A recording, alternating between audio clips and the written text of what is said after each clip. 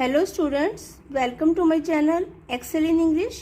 और आज हम करेंगे क्लास 12th फ्लेमिंगो बुक से सेकंड पोएम कीपिंग क्वाइट के मल्टीपल चॉइस क्वेश्चंस।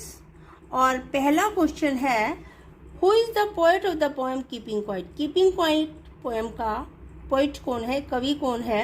ऑप्शंस हैं पेब्लो नेरूडा, नेब्लो पेरूडा, बेप्लो डेरूडा और हेब्लो केरूडा। तो जैसा कि आपने पोएम पढ़ी है, आपको मालूम है इसका पोएट है पेब्लो नेरूडा।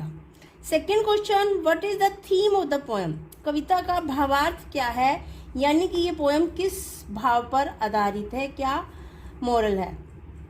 ऑप्शंस हैं ब्यूटी यानी सुंदरता, ऑनेस्टी यानी ईमानदारी, एंटी वॉर यानी युद्ध के खिलाफ, कवि के विचार युद्ध के खिलाफ हैं, या प्रोग्रेस उन्नति की ओर, ऐसा कोई संदेश देना चाहती है कविता। No, it's anti war. कवि की जो कविता लिखने का भावार्थ है वो युद्ध के खिलाफ है कि हम सब कुछ सेकंड्स के लिए रुक कर 12 तक गिनने तक अपने आप को शांत व स्थिर कर लें और इंट्रोस्पेक्शन करें, आत्म मंथन करें और भाईचारे की भावना और प्यार बढ़ाएं, जिससे धरती पर युद्ध ना हो, एक दूसरे के खिलाफ ना हो दुनिया, और प्यार से रह सके, तो ये धरती रहने के लिए बहुत सुंदर हो जाएगी।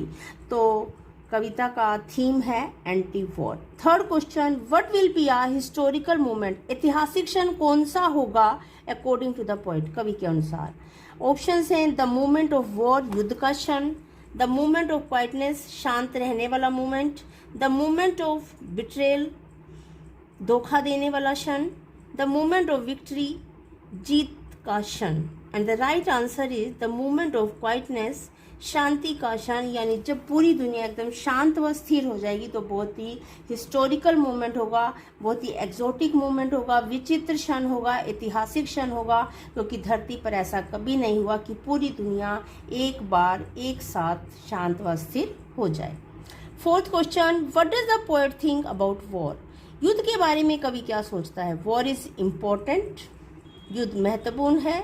वॉर इज गुड, युद्ध अच्छा है। वॉर इज मीनिंगलेस, युद्ध अर्थहीन है। वॉर इज नेसेसरी, युद्ध जरूरी है। तो कवि के अनुसार वॉर इज मीनिंगलेस, युद्ध का कोई अर्थ नहीं है। युद्ध में एक पार्टी, एक टीम जीत जरूर जाती है, but victory with no survivor, जब कोई जिंदा ही ना बचे तो ऐसी विक्ट्री का क्या फायदा, ऐसी जीत का क्या फायदा। Fifth question, according to the poet, कवि के अनुसार what will happen when there is complete quietness. जब कंप्लीट शांति होगी तो कैसा होगा। There will be no world, कोई दुनिया नहीं बचेगी। There will be no mankind, कोई मानवता नहीं होगी। There will be no ocean, कोई महासागर नहीं होंगे। There will be no war, कोई युद्ध नहीं होगा। तो जब सब शांत हो जाएंगे, इंट्रोस्पेक्शन करेंगे, प्यार और भाईचारे की भावना बढ़ाएंगे, तो there will be no war, कोई युद्ध नहीं होगा। Sixth question, what is action according to the poet. कवि के अनुसार एक्शन क्या है, कार्य करना किसे कहते हैं।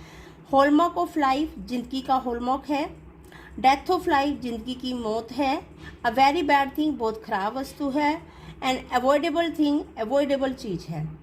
तो अकॉर्डिंग टू पोएट एक्शन जो है हॉलमार्क ऑफ लाइफ है, यानी कि काम करते रहना जिंदगी का मकसद है। अगर हम काम नहीं करेंगे तो जिंदगी का कोई मायने नहीं होंगे। कभी ये नहीं कहता हम टोटली इनएक्टिव हो जाएं, टोटली निष्क्रिय हो जाएं। कभी ये कहता है हम थोड़ी देर के लिए शांत व स्थिर रहकर सभी काम छोड़कर इंट्रोस्पेक्शन करें और आपस में प्यार और भाईचारा बढ़ाएं, तो ये दुनिया रहने के लिए और भी सुंदर हो जाएगी।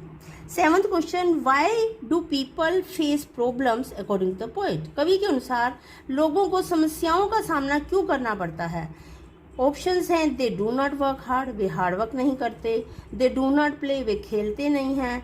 दे डू नॉट एनालाइज देमसेल्व्स, वो खुद को एनालाइज, खुद का विश्लेषण, आत्म विश्लेषण नहीं करते। They do not eat sweets, वे मिठाइयाँ नहीं खाते। And the right answer is they do not analyse themselves, वो आत्म विश्लेषण नहीं करते, आत्म मंथन नहीं करते, अपने अंदर की कमियां नहीं ढूंढते, इसीलिए समस्याएं आती हैं। Eighth question, what is the law of nature according to the poet. कवि के अनुसार लॉ ऑफ नेचर, प्रकृति का नियम क्या है। लेजीनेस, सुस्ती।